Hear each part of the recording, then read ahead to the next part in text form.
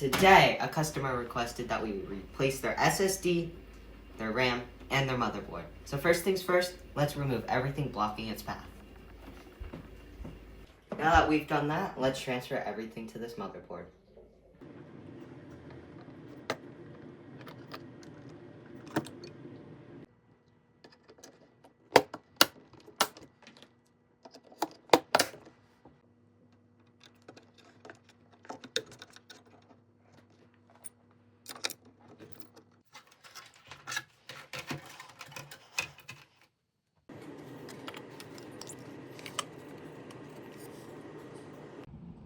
Now to turn it on.